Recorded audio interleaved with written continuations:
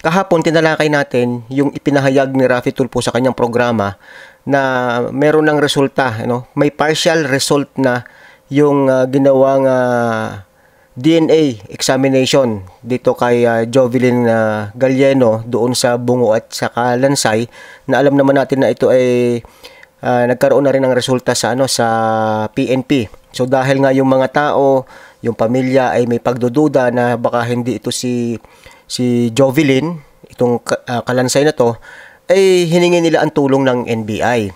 Kasi kita nyo naman mga buddy, doon sa Kalansay at saka doon sa bungo na talagang parang napakatagal na at hindi ito 3 weeks lamang na kamamatay lamang na makikita mo na may mga laman-laman pa or may mga uod pa na gano'n. So pasintabi po doon sa mga kumakain.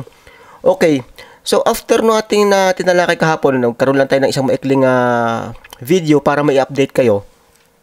Binabasa ko yung mga comment ng ating mga taga-subaybay doon sa ating isinagawang or ginawang video. Sila ay hindi pa rin kumbinsido kahit na yung NBI na mismo ang nagpalabas or yung resulta na sinasabi. Balikan natin mamaya yung video na kung saan ay sinabi ni Senador Raffy Tulfo na ito ay isang partial result pa lamang. Yun po yung pagkakabanggit at wala pa naman talaga yung mismong official statement na galing sa NBI. Kumbaga, napangunahan na ito ni Senador Raffy Tulfo. Nagkaroon agad siya ng access siguro at naibigay agad sa kanya na ganito yung resulta, na may positive na partial positive result itong isinagawang DNA examination. So sa September 19 magkakaroon ng press con ang NBI para ipaliwanag yung resulta na yan. So ating abangan yan mga buddy. At yung tungkol naman doon sa polygraph test ng dalawang akusado, si Llobert Dasmariñas at saka itong si Jobert Valdez Tamon. So tingnan natin kung anong magiging resulta nito, kung nagsisinungaling ba sila o nagsasabi sila ng totoo at paano ito makakaapekto doon sa resulta ng DNA examination nga. Panoodin din natin yung interview doon sa kapatid ni Jovelyn na kung saan ano ba yung masasabi niya, ano masasabi ng kanilang pamilya tungkol dito sa natanggap na balita dito sa NBI, sa pamamagitan nga ni Senador Raffy Tulfo. Okay?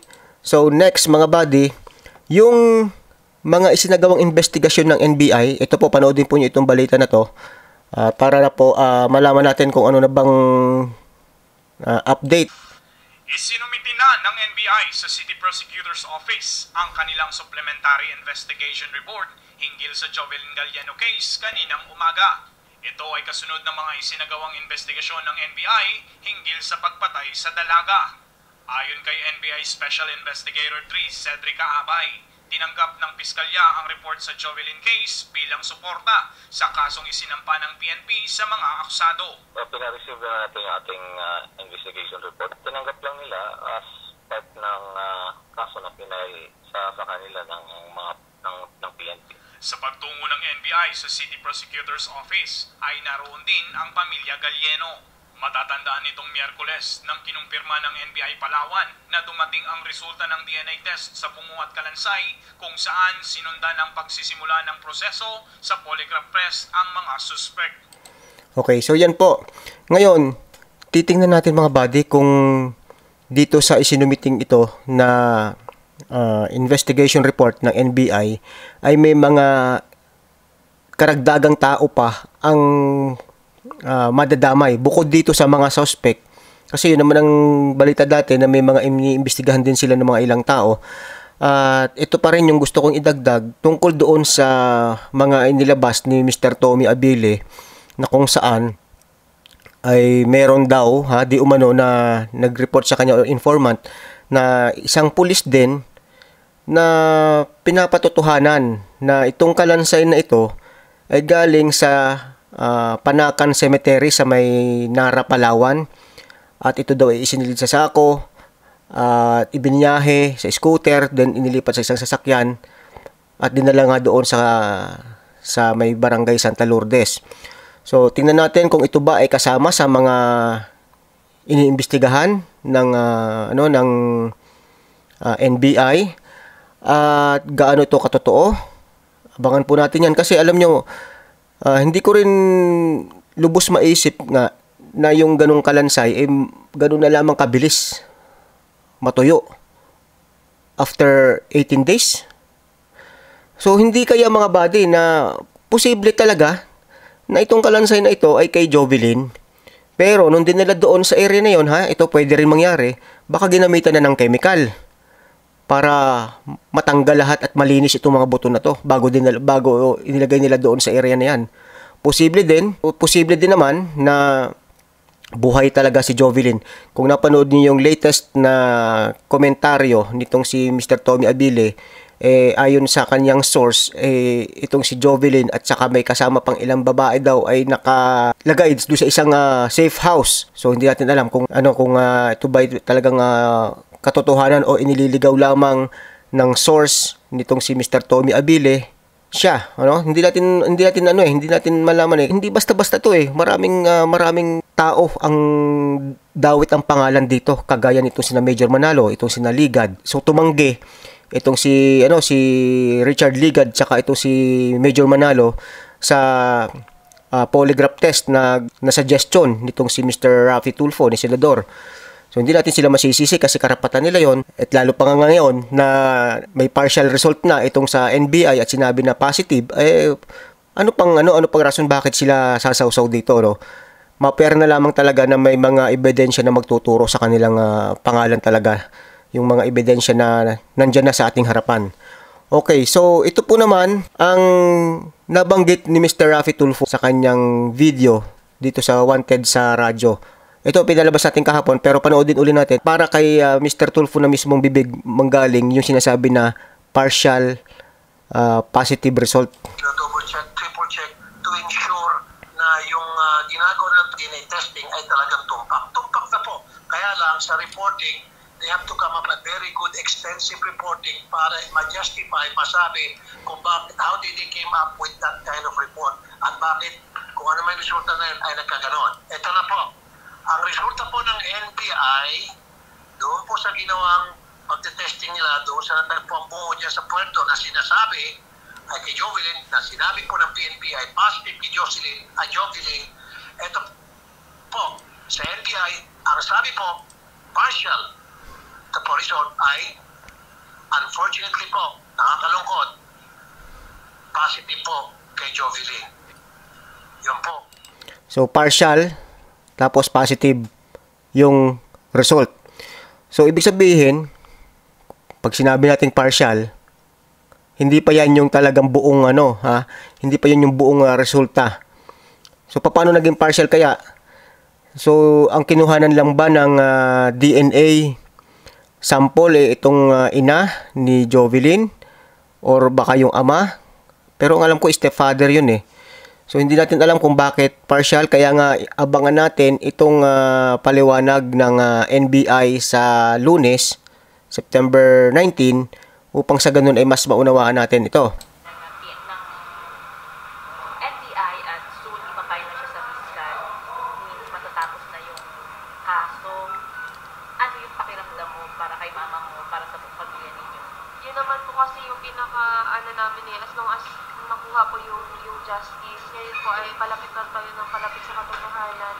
At syempre nakakagaan din sa puso na malaman talaga kung sino talaga yung may gawa nun. Kasi almost 42 days na searching, di ba? Palapit na tayo ng palapit sa katotohanan. Pag-aalala kay nanay?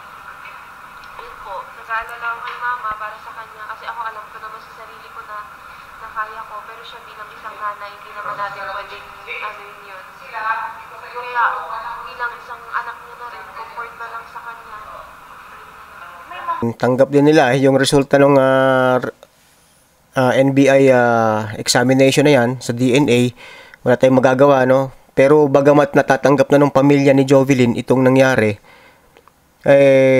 yung mga netizens, yung ilan ay pa rin, duda pa rin dito nga sa naging resulta ng NBI. Bagamat ang mga nag-test talaga dito ay hindi naman mismong NBI Puerto Princesa, kundi yung mga nasa Manila, yung mga eksperto, duda pa rin sila. At may mga nagsasuggest na may dapat mayroon pang another DNA examination na gawin na sa ibang bansa naman, or yung talagang mapagkakatiwalaan. Samantalang dati nung ang pulis pa lamang yung nagsagawa ng DNA examination, sinasabi nila na NBI dapat tayo magpakaroon ng DNA examination. Ngayon naman na may resulta ng NBI, ito na naman yung mga kababayan natin at tagdududa sila. Kasi nga, hindi natin din maaalis na ganitong maramdaman nila, dahil nga itong isang special agent ay pinangalanan din na may mga katiwalian. Kaya hindi natin malalaman kung namamanipula ba o itong mga resulta na to. Pero sana naman ay hindi at lumabas yung mga katotohanan, at kung lahat ng mga impormasyon na nakakalap ni Mr. Tommy Abilie ay makakapagbigay ng linaw, makakapagturo sa katotohanan, ay dapat ito ay bigyan ng pansin at dapat matulungan itong si Mr. Tommy Abilie. Kasi nga naman, sinasabi niya, napakaliit na istasyon lang nila. At ano ba yung boses niya? Di ba? Hanggang saan yung mararating ng boses niya para ilabas yung katotohanan na ayon sa kanya nga ay itong si Jovelyn di umano ay posible pang buhay at ito'y tinatago lamang, hindi yung kalansay na yan na nakita. Dahil yung mismong mga involved, yung sa pulis, at may sinasabi pa na asset, na talagang ang nangyari ganun, yung kalansay galing dun sa isang sementeryo. Napakalawak po nitong issue na to, at saka talagang maraming kababayan natin ang tumutok dito. At sana nga naman ay hindi nagtatapos dito sa paglalabas ng NBI ng resulta. Kung ito man ay talagang positive na si Jovelyn, bakit at papaano nakarating doon si Jovelyn? Hindi natin sigurado kung si Jovert o si Liobert ay talagang involved dito, o talagang sila yung gumawa. Hindi po ba? Ang nakakaawa dito kung sila ay nadamay lamang. Ang nakakaawa dito ay kung may iba pang tao ang nasa likod dito at sila lamang talaga ang naging fall guy. Yun po ang masakit na katotohanan. Sana naman po dumating din yung araw na lumabas yung hustisya talaga. Kung sino yung may kasalanan, kung sino po yung talagang gumawa nito ay maparusahan. Yun lang po mga buddy. Maraming salamat po. At patuloy po tayo nakaantabay po dito. Abangan po natin kung ano po yung sasabihin ng NBI at kung ano pa yung mga magiging update sa kaso na to. Marami pong salamat sa mga sumusubaybay dito sa ating YouTube channel.